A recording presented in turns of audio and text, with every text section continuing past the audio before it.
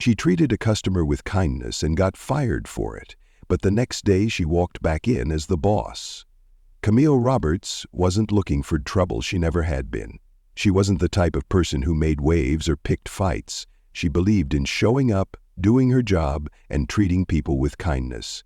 It was how she had been raised. Simple principles: work hard, respect others, and keep your head down when things got messy. But sometimes doing the right thing had consequences, and she was about to learn that the hard way. For almost 3 years, Lancaster Grill had been her second home. It wasn't fancy, just a local diner on the east side of Columbus, Ohio, tucked between a gas station and a laundromat.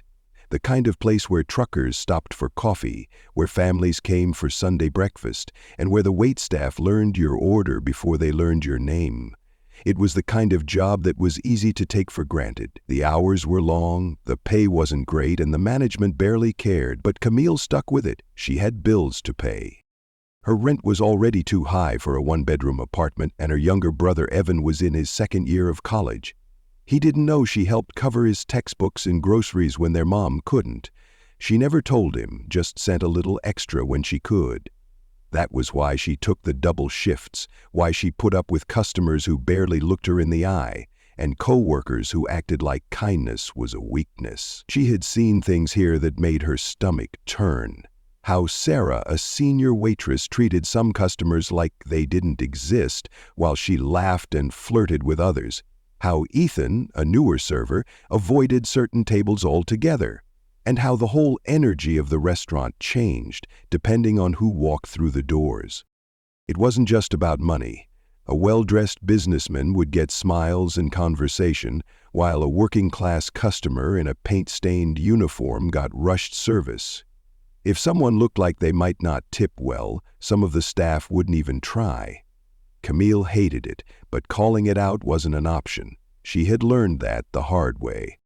A few months back, she'd made a comment, just a casual remark, about how a table had been waiting too long while Sarah lingered by the counter scrolling through her phone. Sarah had looked her dead in the eye and said, "You don't get paid extra for being a saint." That was how it was. Either you went along with it, or you learned to keep your mouth shut. Camille had chosen the latter. Until that night. And after that night, nothing would ever be the same again. The dinner rush had come and gone. It was a slow Wednesday evening, the kind Camille actually didn't mind. Fewer customers meant fewer complaints, fewer spills, and fewer fake smiles from her coworkers, who only turned on the charm when it suited them. She was at the counter, refilling the sugar dispensers when the bell above the door jingled. An older black man walked in. His clothes were clean but slightly worn. Nothing flashy, just a simple button-up and slacks. He carried himself with quiet confidence, but there was something in his posture, in the way he took a brief second to scan the room before stepping forward. Camille recognized that hesitation. She had seen it before, especially in customers who already knew what kind of welcome they were or weren't about to get. And sure enough, the response was immediate. Sarah, leaning against the counter, didn't even look up from her phone. Ethan, who had been joking with another server near the drink station, glanced toward the door, made eye contact with the man for a split second, and then went right back to his conversation. No greeting, no welcome to Lancaster Grill, just silence. Camille felt the weight of it, thick and uncomfortable. This wasn't an accident. Her coworkers had made a choice. For a second, she considered keeping her head down, staying out of it. It would be easier, it always was. But then she glanced at the man again, the way he stood there, waiting like he was giving them a chance to prove him wrong just this once. So Camille made a choice, too. She wiped her hands on a napkin, grabbed a menu, and walked straight over. "Evening, sir," she said, her voice warm but casual. "Just you tonight?" The man met her eyes, and something in his expression softened. "Yes, ma'am," he said, his voice steady. Camille smiled and gestured toward an open booth near the window. "Follow me. You okay with the booth?" "Perfectly fine," he said as he settled in. She handed him a menu and pulled a pen from behind her ear. "Can I start you off with something to drink?" "Coffee," he said. "Black." "Coming right up." Camille moved quickly, grabbing a fresh pot and pouring his cup herself. She could feel Sarah's eyes on her, feel Ethan watching too, but she didn't turn around as she set the coffee down in front of him.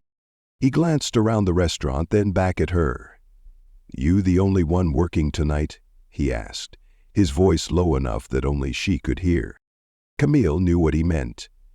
She flicked her gaze toward the others, where Sarah was now whispering something to Ethan, both of them barely even trying to hide their smirks. "Feels like it sometimes," she said. That made him chuckle. He flipped open the menu and scanned the options. "What's good here?" Camille tilted her head, thinking. "Depends on what you're in the mood for. If you're looking for something solid. The pot roast is made fresh, but if you want my personal favorite, the grilled salmon's the way to go." He raised an eyebrow. "That so?" She nodded. "Promise you won't regret it." He smiled, small but genuine. "Salmon it is." Camille jotted it down. Great choice. As she walked back to the kitchen, she heard Sarah mutter just loud enough to be heard, "She's wasting her time." Camille clenched her jaw but kept walking. By the time she placed the order and returned with a fresh coffee refill, she could feel the shift in the air. It was subtle, but it was there. The way Sarah's eyes narrowed, the way Ethan kept glancing toward the booth like he was waiting for Camille to slip up or say something she shouldn't. Even Marcus, the manager, had peeked out from his office, scanning the room before disappearing again. Camille had the sinking feeling that she had just put a target on her back, but she wouldn't know how bad it was until the next morning. Camille had barely slept. Something about the way Sarah had muttered under her breath, the way Ethan had smirked, and the way Marcus had peeked out of his office gave her a bad feeling, but she told herself she was overthinking. She had done nothing wrong. If anything, she had done exactly what a waitress was supposed to do, serve customers. So why did her stomach twist as she pulled into the Lancaster Grill parking lot the next morning? The air was crisp, the sun barely peeking over the buildings as she grabbed her apron from the passenger's seat and slung it over her shoulder. A couple of cars were already in the lot, including Marcus's. Camille stepped inside, expecting the usual Sarah and Ethan standing around chatting, the kitchen crew prepping for the morning shift, the radio humming low in the background. But something was off. Sarah wasn't leaning against the counter like she usually did. Ethan wasn't making coffee or cracking jokes with the line cooks.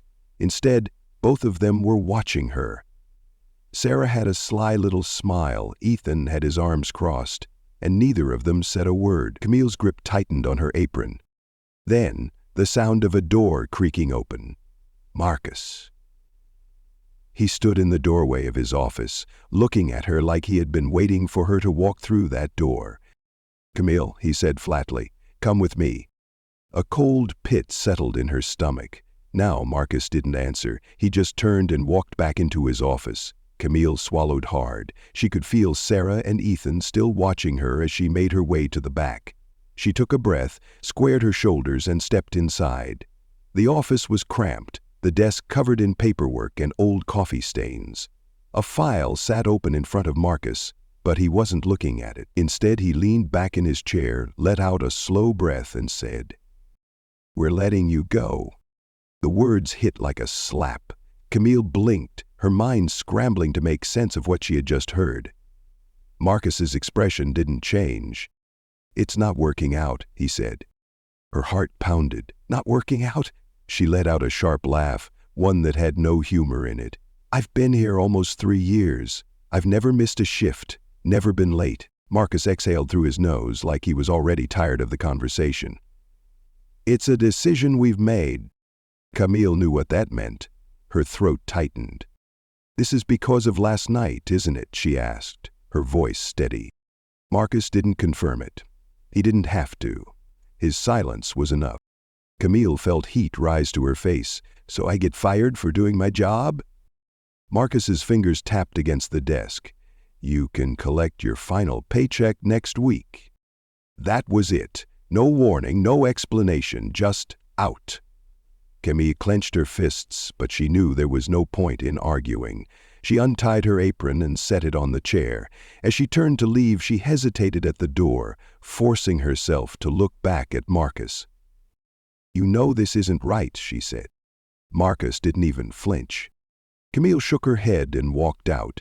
Sarah was still standing near the counter when she stepped back into the main dining area, a knowing smirk on her face. Ethan was pretending to wipe down a table, but he wasn't even trying to hide the look of satisfaction in his eyes. They had been waiting for this moment. Camille felt her face burn. Not with embarrassment, but with anger. She wanted to say something, wanted to call them out, make a scene, demand to know how they could be so damn heartless. But she didn't. She wouldn't give them the satisfaction. She lifted her chin, walked past them without a word, and pushed through the doors into the cold morning air. For the first time in 3 years, she had no job, no paycheck, no backup plan. She got into her car, slammed the door shut, and gripped the steering wheel so hard her knuckles turned white. Her breath came in short, sharp bursts. How was she going to pay rent? How was she going to help Evan with his groceries? How was she... Her phone buzzed. Camille ignored it at first, staring blankly at the windshield, her thoughts spiraling. Then she glanced at the screen. A no number. She hesitated, then with a shaking hand she answered. "Hello?" A deep voice came through the line, steady and familiar. "Camille, this is David Carter." Camille frowned. "I'm sorry, who?" "The man you served last night at Lancaster Grill." Her breath caught. She sat up a little straighter. "Oh, yes, sir. How can I help you?" There was a pause. Then David said, "I heard what happened." Camille's stomach twisted. Of course he had. News traveled fast in places like Lancaster Grill. "Yeah, well," she said, forcing out a bitter laugh, "guess I should have just ignored you like everyone else." David's next words made her freeze. "That's exactly why I'm calling. Because this wasn't the end of your story, it was just the beginning." Camille's grip on the phone tightened. She had no idea why David Carter, just another customer, or so she thought, was calling her the morning after she had been fired. Her heart pounded as she sat up straighter in the driver's seat. "I'm sorry, what do you mean?" There was a pause on the other end. Then David's voice came through, steady and deliberate. "I wasn't just there for dinner last night, Camille," he said. "I was there to see how my employees treat people." Camille blinked. "Your employees?" "I own Lancaster Grill," David said simply. For a moment the words didn't even register. She sat frozen, her breath caught somewhere between disbelief and shock. "I'm sorry, what?" she finally managed. "You heard me," he said. Camille pressed her fingers to her temple. "So, you're telling me you own this place?" "Yes," David replied. "And last night you were what, checking in?" "More or less," David said. "I make it a habit to visit my restaurants unannounced. No formal inspections, no warning. I come in as just another customer. That's how you learn the truth about how a business is being run." Camille's chest felt tight. "And what did you learn?" she asked. David sighed. "That I have a serious problem with my staff." Camille let out a humorless laugh. "Yeah, no kidding." There was another pause, then David asked, "How long have you worked there?" "Almost 3 years," she said. 3 years, and I've never missed a shift, never been late.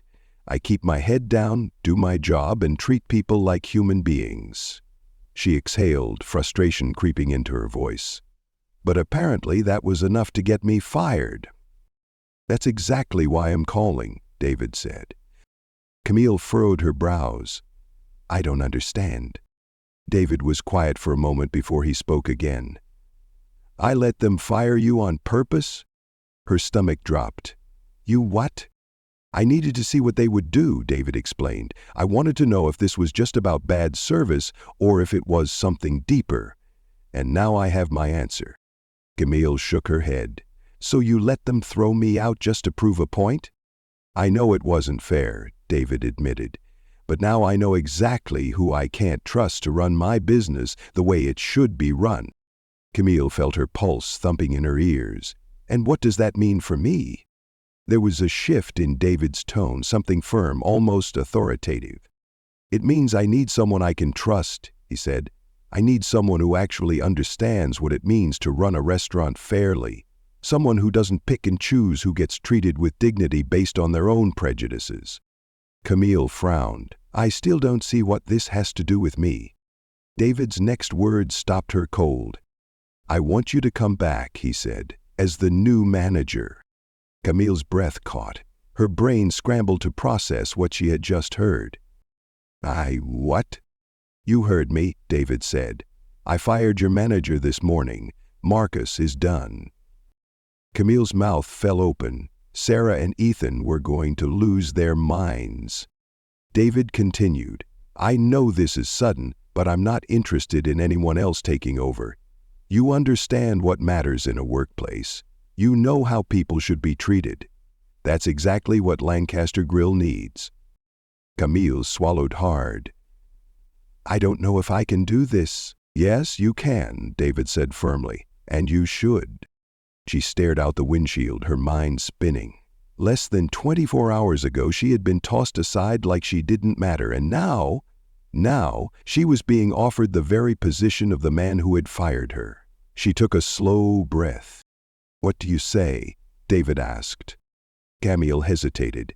She could still hear Sarah's mocking voice, Ethan's smug silence, Marcus's dismissive tone. They had counted her out, thought they had gotten rid of her for good. But now she had a chance to be the change they never saw coming. Camille lifted her chin, gripping the phone a little tighter. "I'll do it," she said. David let out a satisfied breath. "Good. Come in tomorrow morning. You start at 8. Camille nodded, even though he couldn't see her. "I'll be there." As she hung up, she sat in stunned silence for a moment, gripping the wheel as the reality of it all sank in. Less than a day ago, she had walked out of Lancaster Grill with nothing. Tomorrow, she would be walking back in as the boss, and she wasn't coming to play nice. Camille stood outside Lancaster Grill, gripping the strap of her bag. The morning air was sharp, the kind that cut right through your clothes, but she barely felt it. She had spent all night thinking about this moment. Yesterday, she had walked out of this building with nothing, no job, no explanation, no respect. Today, she was stepping back in with the one thing Sarah, Ethan, and Marcus had never imagined she would have: power. She inhaled deeply, squared her shoulders, and pushed open the door. The scent of fresh coffee and bacon filled the air just like it always had. Customers were scattered across the booths, forks clinking against plates. The low hum of conversation blended with the radio playing in the background. At first, nobody noticed her. Then, Sarah turned from the counter, saw her, and froze. Ethan, who had been laughing with a busboy, caught sight of her too. His mouth snapped shut mid-sentence. A flicker of something, confusion, unease, crossed his face. It was almost too perfect. Camille let the moment stretch just long enough for them to squirm before walking toward the counter, setting her bag down with purpose. Sarah recovered first. She scoffed, crossing her arms. "What the hell are you doing here?" Camille tilted her head. "You'll find out soon enough." Sarah's smirk faltered. Before she could say anything else, a door opened at the back of the restaurant. Marcus stepped out from the office, already looking irritated, flipping through a stack of papers. "Sarah, I need you to—" Then he saw her. His whole body went rigid. His eyes flicked to Sarah, then Ethan, like he was trying to piece together what was happening. "Come in," he said slowly. "You don't work here anymore," Marcus said. Camille smiled, but there was no warmth in it. "Actually," she said, "I do." Marcus blinked. "What?" Another voice cut in before Camille could answer. "I believe I can clarify that." Every head in the room turned. David Carter walked in, calm and collected as ever, his hands in the pockets of his tailored coat. He scanned the room, taking his time before landing on Marcus. Sarah's face paled. Ethan looked like he wished he could disappear. Marcus opened his mouth, then closed it. David stopped beside Camille and turned to face the staff. His voice was steady, measured, but carried authority. As of this morning, David said, Lancaster Grill has undergone some management changes. He turned to Marcus. Effective immediately, Marcus, your position is terminated. Sarah gasped. Ethan looked like he had been punched in the gut. Marcus's face turned an ugly shade of red. Wait a damn minute. David cut him off. I've already heard enough from you. Marcus's mouth snapped shut. Camille almost felt bad. Almost. David turned toward the rest of the staff. Some of you may be wondering what's going on. Let me make it simple. Last night I visited this restaurant as a regular customer. He let the words sink in, and what I witnessed was unacceptable. Nobody dared to speak. David gestured toward Camille. This woman was the only employee who treated me with respect, the only one who did her job the way it should be done. He turned back to the staff, his expression hardening. The rest of you, some of you ignored me completely. Some of you made it clear you had no interest in serving certain customers at all. His voice sharpened. That ends today. The silence in the restaurant was thick. Then David turned back to Camille. Camille is your new manager. Sarah's mouth fell open. Ethan's jaw clenched. The busboy standing near the kitchen looked like he wanted to clap. Camille finally let herself smile. She turned toward Sarah and Ethan, who were still stunned silent, and leaned against the counter. Well, she said lightly, this is awkward.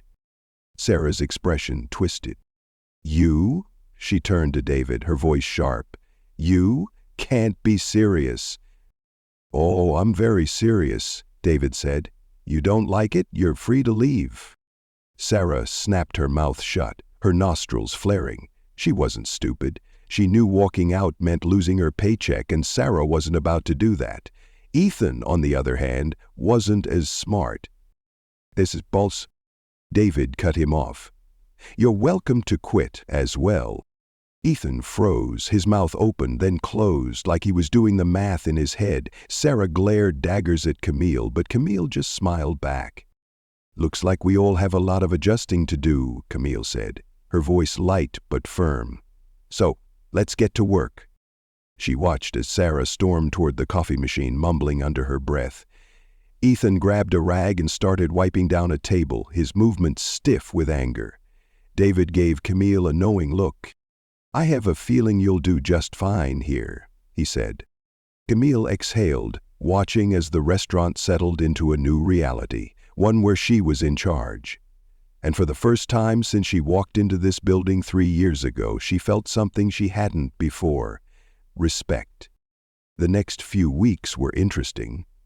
Camille had expected resistance. She welcomed it. Sarah barely spoke to her unless necessary, her usual smirks replaced with tight-lipped silence. Ethan sulked through every shift, making it painfully obvious that he was only sticking around because he had no better options. A few other servers who had always played along with the old culture of favoritism gritted their teeth and adjusted. Some didn't. A couple of employees quit in the first week. They didn't bother giving notice, just stormed out when it became clear that the way things used to work, the unspoken rules about who deserved good service and who didn't, was over. Camille didn't lose sleep over it. She wasn't here to make friends. She was here to make things right. She spent her first days as manager watching, taking note of who was actually putting in the work, who was resistant to change, and who just needed a push in the right direction. And slowly things did start to change. The kitchen staff, who had always kept their heads down, began to speak up more, offering suggestions, pointing out when things were unfair. The younger servers, who had been following the lead of people like Sarah and Ethan, started watching Camille instead. One night, a busboy, Noah, a college kid who worked nights to pay for school, stopped her as she was wiping down the counter. You really got rid of Marcus for that? He asked, voice careful. Camille looked up. For what? For being a jackass to customers, Noah said. We all knew it happened, but I didn't think anyone actually cared. Camille set the rag down and looked him in the eye. I care. Noah hesitated, then nodded. Good. And just like that, things started to shift. It wasn't immediate, but over time the entire energy of Lancaster Grill began to change. People noticed. Customers who had been ignored in the past started coming in more often, smiling when they saw Camille behind the counter. Regulars who had never spoken much started to open up, chatting about their day, tipping more than they used to. Even the staff, those who had been skeptical at first, started following her lead. And then one afternoon David Carter walked in. Camille was in the middle of balancing invoices when she heard his voice. "How's my investment doing?" She turned, pushing the paperwork aside, and smirked. "I think we're in good shape." David glanced around the restaurant. It was busy, not just with customers, but with a different kind of energy than before. The staff moved with purpose, the atmosphere lighter. The tension that had once been there was now gone. David nodded, satisfied. "Told you you'd be fine." Camille leaned against the counter. "You didn't exactly give me a choice." David chuckled. "No, I didn't." Camille exhaled, looking around. "It's weird," she admitted. "For the longest time this job was just a job, a paycheck, and now it's something more." David's expression softened. "Funny how life works, huh?" Camille thought back to that morning, sitting in her car, feeling like she had lost everything. And yet here she was. She wasn't just another waitress anymore. She was the boss. And she had made damn sure that Lancaster Grill would never go back to the way it was. Because doing the right thing wasn't always easy. Sometimes it cost you everything. But sometimes it gave you more than you ever imagined.